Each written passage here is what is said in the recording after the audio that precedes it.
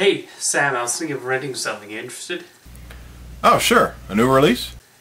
Absolutely. Let's see. How about, the Pop-Up Girls movie? What?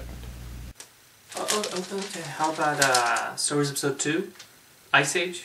Divine Secrets of the Sisterhood? Divine Secret... Never mind. Those movies came out like 10 years ago.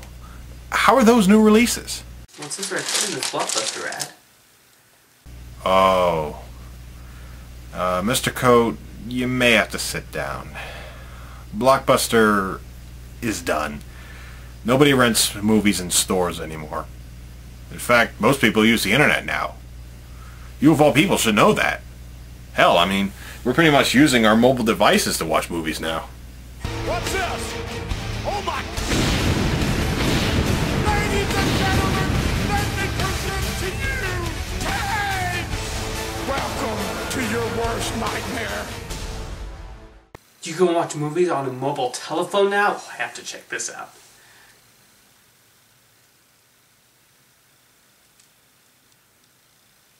Yeah, I'm not getting anything. Jeez, Mr. Coat, you need to come back to 2013. I mean, we miss you over here. I'm taking a guess that my copy of Howard the Duck is a tad overdue. You rented Howard the... I'm taking a guess that your local Blockbuster turned into a Starbucks, didn't it? Yes, Blockbuster Video is one of those institutions that I'm oddly nostalgic about, but it's not a place I'm actually going to miss per se, with our modern 21st century conveniences of renting movies. Blockbuster was, in my opinion at least, a pinnacle chip in both nostalgia and childhood. In fact, it was a good weekend for me. Every Friday night we would stop at our local Blockbuster and rent a movie or a game. Then we would order pizza from a local pizza shop. Good times, good times. Good memories too. Donkey Kong Country, Crash Bandicoot, Sonic the Hedgehog, GoldenEye 007, Mario Kart 64, Spyro 2, Ripto's Rage. Good times, good times. I'm so sorry about that. I was reliving my childhood. Yep, I had a similar childhood of my parents ordering pizza and renting a family movie from Blockbuster.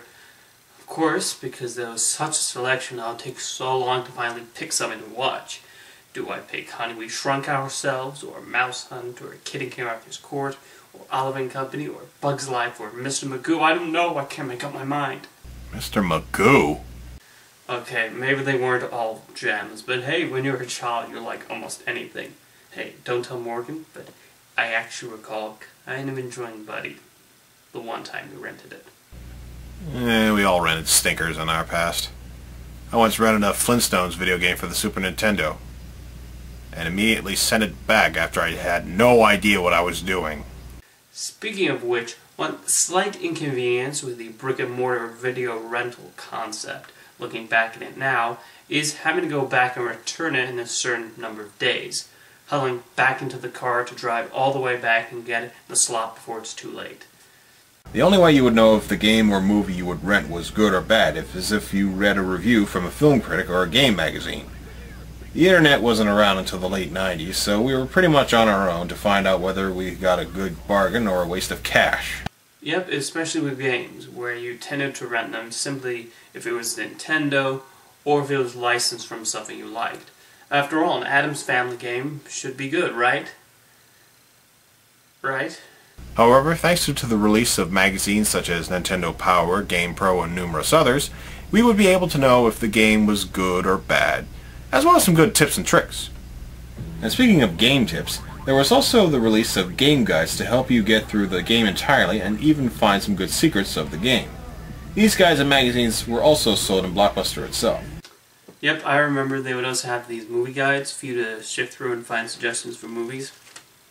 Boy, did the internet make these things obsolete. Of course, Blockbuster wasn't the only rental game in town. In Canada, there were two main competitors. One was VideoFlix, which had a strong collection, but for some reason they could not adapt to the DVD age, and now they only have one branch somewhere downtown.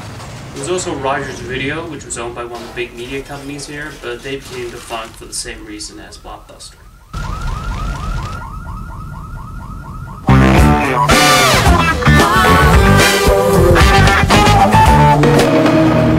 Well, that is interesting. But here in the US, we had two different competitors that would try to go up against Blockbuster itself: West Coast Video and Hollywood Video. Both have been recently defunct between 2009 and 2010. West Coast Video had financial trouble due to the release of Blu-rays, the now extinct HD DVDs, and numerous games for the Wii, PS3, and Xbox 360, which would cause them to slowly dwindle out of business, while Hollywood Video was bought out by Movie Gallery. So you can't enjoy it because you're too worried about getting it back on time, you know? And then you got to fly out the door in order to get to the video store before it closes, and then the kids are screaming, "We want ice cream!" And you say, "Well, there's no time." And they say, "Well, you don't love us anymore!" And the clock is ticking, and the phone is ringing, and the late fees are piling up, so... He's really into special effects.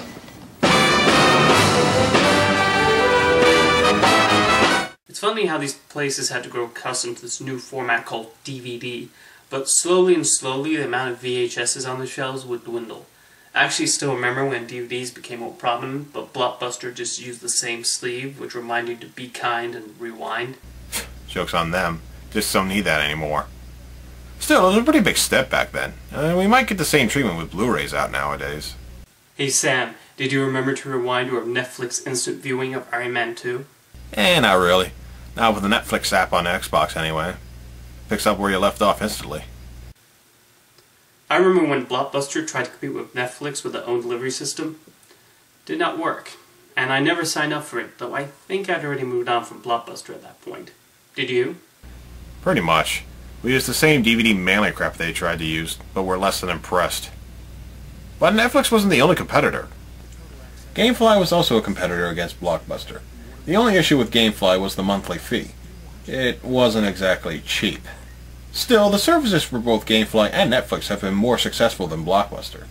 Nowadays, Netflix is just a streaming website, which is also an app available on other products, including game systems like the Xbox 360 and Wii.